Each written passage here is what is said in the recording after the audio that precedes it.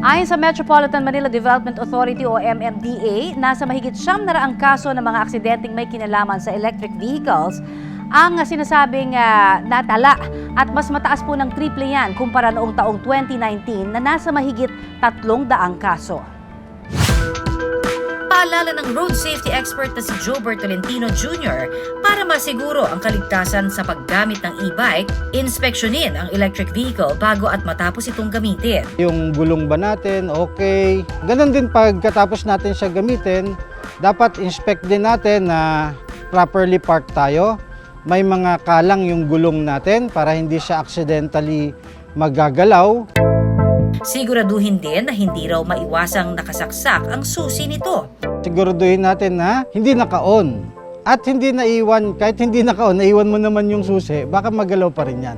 So, mas maganda na dala-dala natin yung susi at naka-off yung sasakyan natin. Iparada rin daw ito sa ligtas na lugar at lagyan ng harang para hindi makasakay, lalo na ang mga bata. Pagka nasa proper parking area siya, una, safe na yung sasakyan natin. Wala tayong pangamba na may mga aksidente na mga tao, mga pedestrians. Higit sa lahat, kung ito raw ay i-charge, huwag daw itong iwanan para iwasan ang overcharging na pwedeng pagmulan naman ng sunog at malaking pinsala. Sundin natin yung proper manual procedures pagdating sa charging. Paalala naman ni Mars sa mga kapwa niya e-bike owners, lagi lang po nating i-maintain yung preno ng e-bike, tapos siguraduhin natin na laging naka-change oil yung makina ng e-bike, tapos laging i-check yung brake, yung gulong, para nang sa ganun hindi po kayo magaya sa nangyari sa amin. Samantala, ang bata sa CCTV video,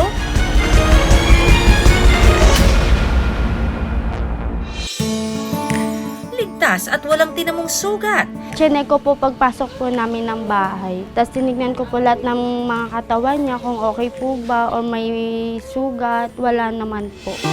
Pero dahil sa nangyaring aksidente, tila na trauma raw ang bata sa video. Yung trauma niya po kasi is parang na-trigger po talaga siya. Sobrang takot niya. Kaya po hindi na po siya talaga lumalabas na hindi kami kasama. O wala po sa kanya nagbabantay.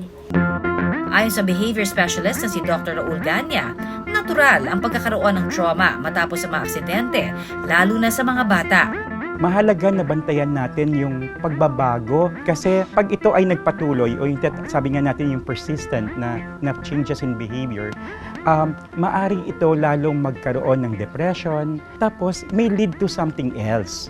Kaya ito ay napakahalaga na babantayan natin. Ang payo ni Dr. Raul para mawala ang trauma ng bata, unti-unting ipaliwanag sa kanya ang pangyayari at iparamdam na ligtas siya. Unti-unti para makita lang niya na hindi pala ito kalaban, hindi pala nakakatakot.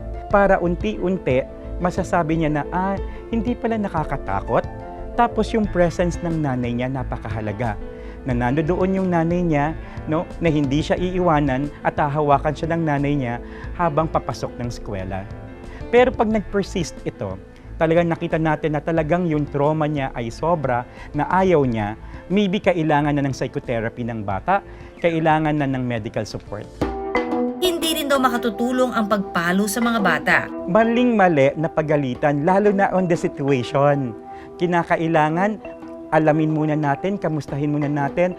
Ang bawat behavior kasi ng tao, kinakailangan iniintindi. Kung sasabayan mo pa siya ng galit, mas nadadagdagan yung anxiety ng bata. Kasabay ng pagbabago ng panahon, maging high-tech man yan, sabayan dapat natin ito na mahigpit at istriktong pag-iingat. Dahil ang kaligtasan, hindi dapat isinasantabi at ipinaparada para ligtas sa lahat ng oras. Maraming salamat sa pagtutok sa Pinoy MD. Para po sa iba pang kaalaman tungkol sa ating kalusugan, mag-subscribe na sa GMA Public Affairs YouTube channel. And of course, don't forget to hit the bell button for our latest updates.